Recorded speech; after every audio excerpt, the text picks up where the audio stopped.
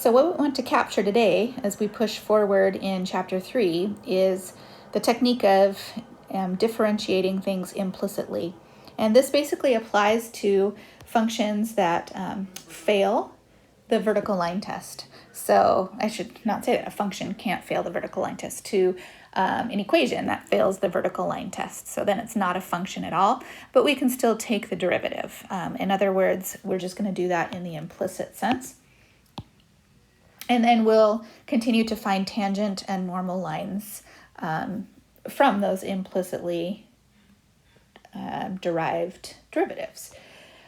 So when you are working with explicit derivatives, that would be the functions that do pass the vertical line test. And so using all of the derivative rules that you have so far, the trig, the log, the exponential, all those derivatives. But for a graph that fails the vertical line test, or just cannot have y alone in a very convenient sense. In other words, it just gets really, really messy to have y alone. Then we're looking for another technique, and that would be the implicit differentiation. So here's an example of a curve that fails the vertical line test. And it would be something that, well, we still want to find the slope of the curve. And so we need to find the slope using an implicit derivative rather than an explicit derivative. So in other words, what is the slope right here at that point? And what is the slope down here at the same x value? So there's two x values. So how do we find the slope? We can't use a regular derivative to do it because the x doesn't know which y value it's associated with. So the process is not to get y alone. You don't start with y alone, but you do the same thing to both sides. So you're going to differentiate with the proper rules on both sides. Whatever you do to one side, you need to do to the other.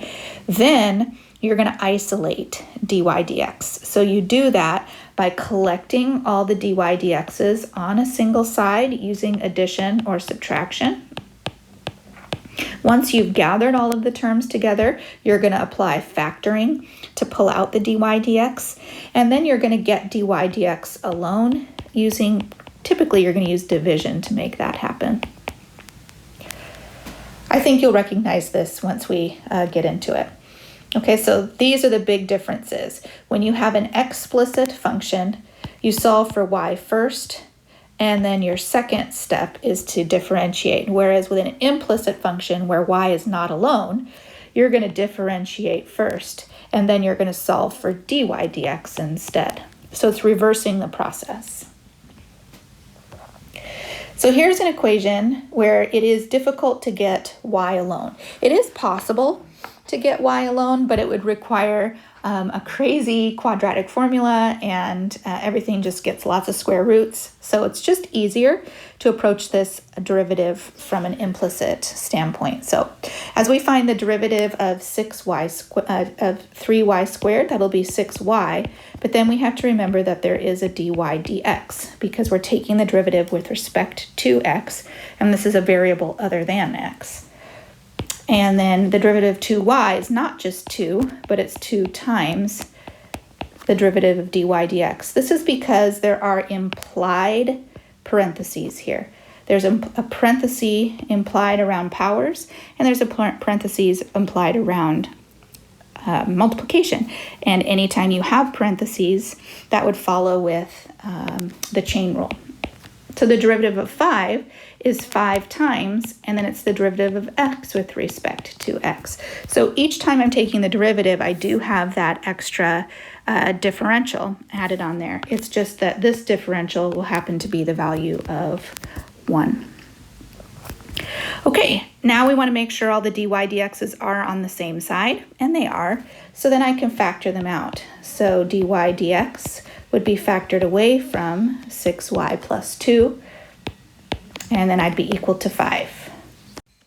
All that remains is for me to isolate the dy dx to get that alone, which gives me 5 over 6y plus 2. So then I can find the slope at any point on this curve using the y value that I need, and it'll tell me what the slope is there.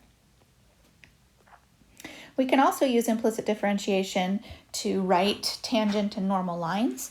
We still just need to find a point and a slope in order to make that happen. So we're given a point, but our question now is to find the slope. So we're going to find the derivative. So the derivative of x to the fourth is 4x to the third times that differential dx dx. When we get to x squared, y squared, that's going to require the product rule. So we're going to need to make sure that we start with all the parts of the product rule. So y squared times 2x times dx dx plus x squared times 2y times dy dx. And then we're going to subtract the derivative of y squared, which is 2y dy dx. And then the derivative of 0 remains 0. So all the dx dx terms, those can go to 1. So we have got a couple of those. And then we've got some dy dx terms that are left, which we want to make sure that they are on the same side of the equation. So we need to do a little algebra and manipulating. So we're going to start with this term here. So that'll be 2x squared y times dy dx. And then the other term that had dy dx was 2y dy dx. And on the other side, we want to kick over the terms that don't have dy dx. So we'll have a negative 4x cubed and a negative 2xy squared. As we work toward isolating dy dx, we're going to factor. So we'll have 2xy minus 2y. And then we can work towards simplifying this equation by doing some additional factoring. So when I get dy dx by itself using dividing, it might be nice for us to notice what we can factor out. And so I'm going to, of the numerator, I'll be able to factor out a negative 2x, which is going to leave me with positive 2x squared, and then positive 2y squared. Excuse me, positive just regular y squared. From the denominator, I can factor out a 2 as well and a y, and that will leave me with x squared minus 1. So that just helps me to just see I can reduce a 2 from both terms here, so I could take that 2 away. Now I have an expression that will allow me to find the slope based on the point rad 2 over 2, rad 2 over 2. So I can plug that in. And so negative rad 2 over 2 would be the negative x term. And then 2 times that quantity squared, which is 1/2, plus that y quantity squared, which is also 1/2, all over the denominator, which is going to be rad 2 over 2. And then that would be 1/2 minus 1. So then we go through the process of cleaning this up.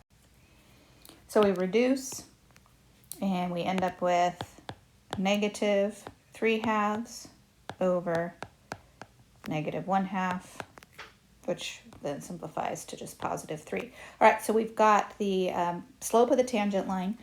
So then our tangent line is going to be y minus rad 2 over 2 with a slope of 3 times x minus rad 2 over 2. And our normal line, y minus rad 2 over 2, and the normal slope of negative 1/3 x minus rad 2 over 2. So it's taking something, that implicit curve, and we can still find the slope of both the tangent and the normal lines. We can also do higher order derivatives, which means we're finding second derivatives. So just go through the process of finding the first derivative followed by the second derivative. So our first derivative, dy dx, is going to be 2x times dx dx.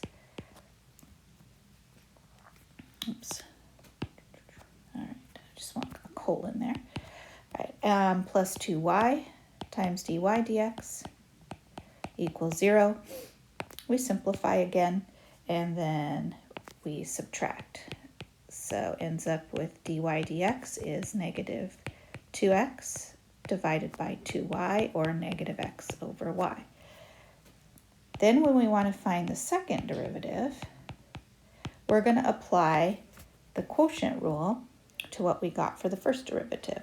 So that's going to give me y times negative dx dx minus negative x times dy dx all over y squared. Now notice as we take that, okay, we're going to simplify that to 1, but this expression is going to be replaced by what the first derivative actually is. So that's going to give me negative y plus x times negative x over y. And then we've got y squared in our denominator. So to simplify, we've got negative y minus x squared over y squared. That can be simplified as well by multiplying all terms by y. This is an awkward thing, so if we multiply that by y and we multiply all terms by y, that gives us a cleaner result. So that gives me negative y squared minus x squared over y cubed. But what's also interesting about that is we can factor out a negative 1 from the numerator. And when we do that and put it in standard order where the x squared would come before the y squared, we get x squared plus y squared in a positive sense, which is what we started with at the beginning. And x squared plus y squared is equal to 25. So we can simplify this, and that's negative 25 over y cubed. So now I've found the second derivative and expressed it in a very nice, clean way. So you may look at the back of the book and see that your answer is different. It could be equivalent. Maybe you just haven't simplified it quite far enough. So if we're going to do a little quick skills check, what I'd like you to do is pause the video right now and try these questions on your own, just to see how you did, and then resume the video just to check your answers. Okay, so I'll give you a chance to pause the video now. All right, I'm assuming you've paused the video and you're back to check. So as we find our first derivative here, you want to think of this 4. I would encourage you to think of this expression as sine 3x, and the quantity is 4 on the outside. And so that sense of having the 4 on the outside is going to help you. So now we're talking about the chain rule here. So 4 times the quantity sine 3x, which reduces that overall to 3. But then we multiply, and now we have the cosine of 3x, and then we have the additional chain rule of 3. So we're looking at 12, and we've got sine cubed 3x times the cos of 3x. And so the answer there is going to be B. And then we check whether or not you understood the implicit derivatives. So we're looking at our first derivative here, which would be 4x times dx dx minus 6y times dy dx. And then around the 2, we're going to use the product rule. So it would be y times dx dx plus x times dy dx minus 0. So we're going to clean up all of our dx dx's. So this is 1, and this is also 1. So we've got 4x minus 6y dy dx equals, and when I distribute, I'll have 2y plus 2x dy dx. Now we want to gather the dy dx terms to the other side. So I'm going to have 4x minus 2y. I'm going to move it that way. And then I'll have 2x dy dx plus the 6y dy dx. And when I factor, I have 2x plus 6y, which gives me the overall derivative of 4x minus 2y divided by 2x plus 6y. I would probably reduce that to make my math a little easier. So that's going to give me 2x minus y over x plus 3y. And then when we want to plug in the 0.32, that'll give me 6 minus 2 over 3 plus 6. So we're looking at 4 over 9, so B is the answer.